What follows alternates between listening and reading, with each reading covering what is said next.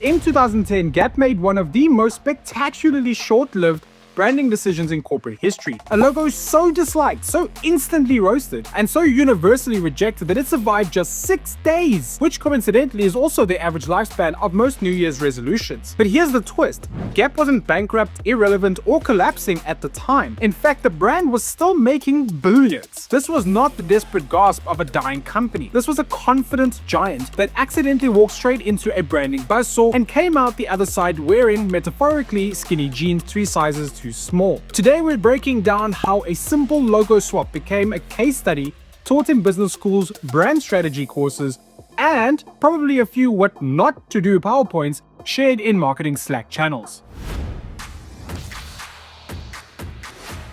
This is the story of the 2010 Gap rebrand, how it began, why it imploded, and what brands are still learning from it 15 years later. And trust me, you're going to want to stay until the end because it only gets more chaotic from here, including the part where Gap basically asked the entire internet to fix their logo. Spoiler, it didn't go very well.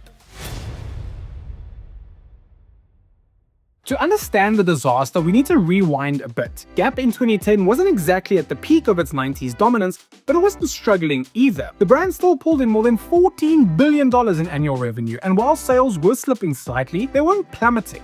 Think of Gap like an aging boy band member. Their glory days are behind them, but they're still doing quite well. They didn't need a full face transplant, maybe just a better haircut. But Gap got spooked. Fast fashion brands like H&M, Zara, and Uniqlo were rising fast, and Gap's leadership convinced themselves the problem wasn't pricing, product strategy, or the fact that teens had suddenly decided jeans should fit like a vacuum-sealed sausage. No, the leadership zeroed in on one culprit: the logo. Never mind the original serif, Gap in the blue box had decades of equity, familiarity, and emotional connection. Gap was convinced it was outdated, like showing up to a tech conference using a BlackBerry. So they decided it was time for a bold leap forward. And by bold, I mean they basically vectorized the word Gap in Helvetica, slapped a floating gradient square into the corner, and called it a day. Yes, the Helvetica. Okay. Because that thing says modern, forward-thinking innovation, quite like using the default font you get when you install Microsoft Word. Takeaway here is that misdiagnosing the problem is often more damaging than the problem itself. When brands change the wrong thing, they risk creating new issues while leaving the real ones untouched. On October 6, 2010, with no teaser campaign, no explanation, and no gradual rollout, Gap simply replaced its iconic logo online. Just swapped it out overnight. If you blinked, you would have missed one of the world's most recognizable logos disappearing as casually as an Instagram story. Within minutes, the internet erupted, and not in a fun, this is a playful surprise sort of way. More like a coordinated global roast battle. Branding blogs, design Twitter, which was a war zone in 2010 already, and everyday customers all had the same reaction. Is this a joke? Spoiler, it wasn't.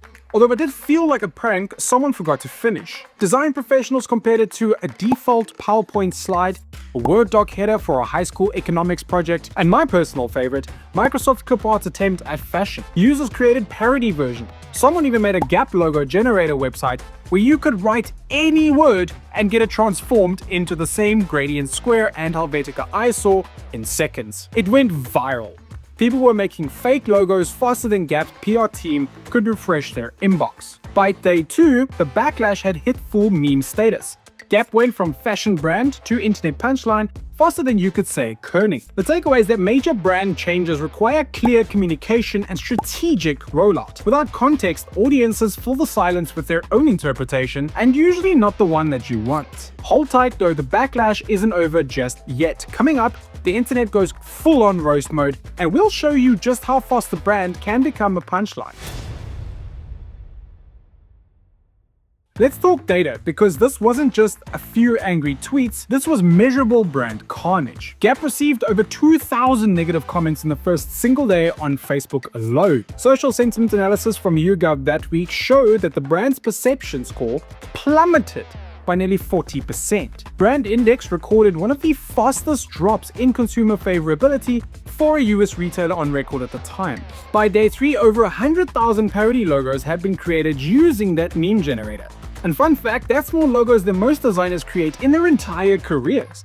It was a full-blown brand revolt, and Gap responded in the worst possible way. Takeaways that brand sentiment can collapse rapidly in the age of real-time feedback. Data isn't just performance tracking, it's cultural monitoring. Facing a collapsing PR situation, Gap tried something unusual. They announced that they were open to public suggestions and invited people to submit new logo ideas. In other words, they decided to crowdsource the identity of a multi-billion-dollar retail empire. This was not received well. It came across as a boardroom hearing that the building was on fire and deciding the solution was to let the public pick the fire extinguisher color. People mocked the move as crowdsourcing panic, PR damage control disguised as creative collaboration, and the equivalent of a restaurant asking customers to help cook after serving raw chicken. Worse, designers were offended. For professionals who spent years honing their craft, the idea of replacing decades of brand equity with whatever the commenters suggest felt like a devaluation of the entire field. The backlash intensified. Gap made two catastrophic mistakes here.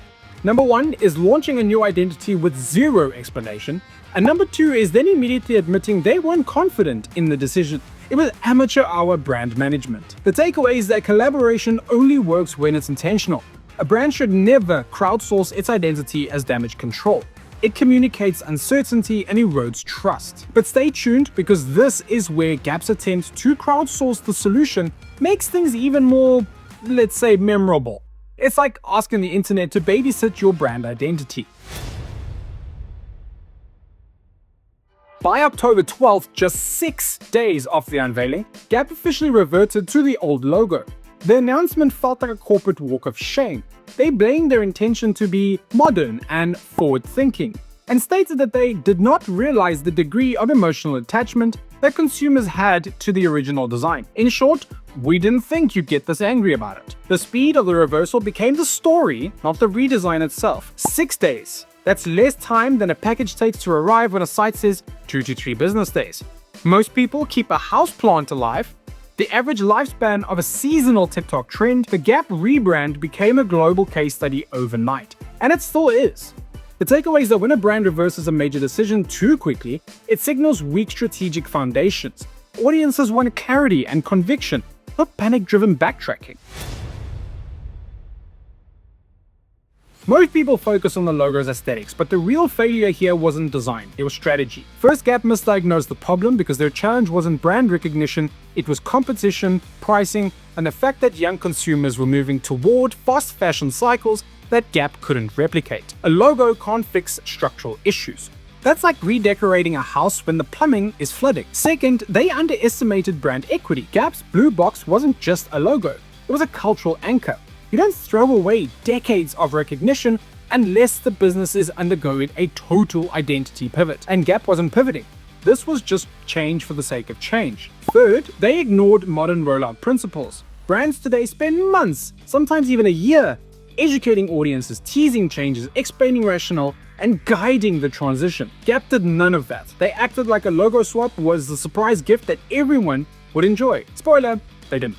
Finally, Gap revealed that they had no strategic backbone. When the backlash hit, instead of standing behind the rebrand with a compelling narrative, they folded instantly. You can't claim a bold new identity and then abandon it at the first sign of turbulence. That's like getting a tattoo and then trying to laser it off during the appointment because it hurt more than expected. The takeaway is that effective branding is rooted in strategy, not cosmetics. Changing visuals without addressing deeper issues creates superficial transformation with no meaningful impact. Keep watching though, because this is the part where we break down exactly why the design wasn't the problem and why the strategy, or lack thereof, turned a small change into a full-blown fiasco. So did this actually hurt the Gap? Surprisingly, no, not really. Sales didn't crash, the brand didn't go bankrupt, and in fact within months, most consumers moved on and continued buying jeans that fit reasonably well. But the mistake became part of pop culture marketing lore. Gap's rebrand is still referenced in Harvard Business Review, NYU Stern marketing classes, rebranding guides, agency pitch decks, and branding Twitter arguments. Think of it like the Fire Festival of logo redesigns. No lasting casualties, but eternal cultural immortality. The real casualty was trust.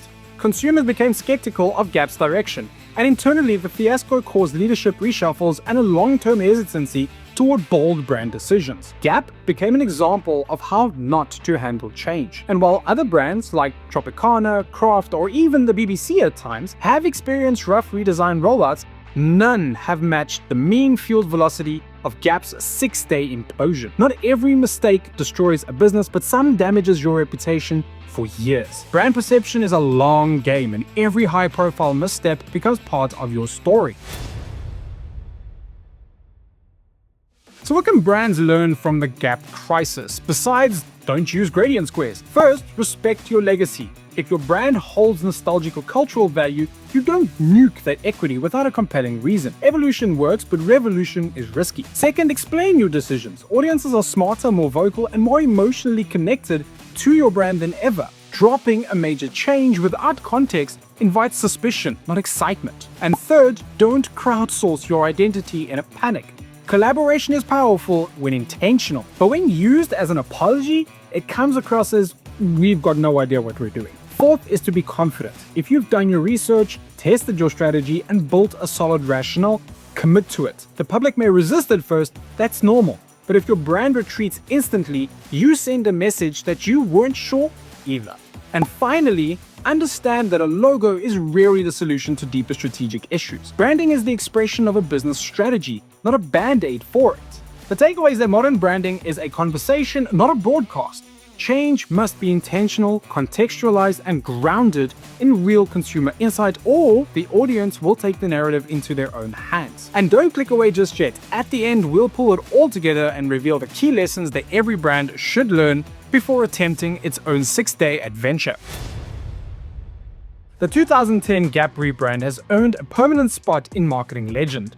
Not because the logo was bad, but because the process was. It's a perfect example of how even the world's biggest companies can misunderstand their audience, misread their market, and mishandle a rollout catastrophically. But also, it gave us some incredible memes. And at the end of the day, isn't that its own small gift to the internet? I'm Rob, and if you enjoyed this breakdown, hit like, subscribe, and let us know in the comments which brand breakdown you would like to see next.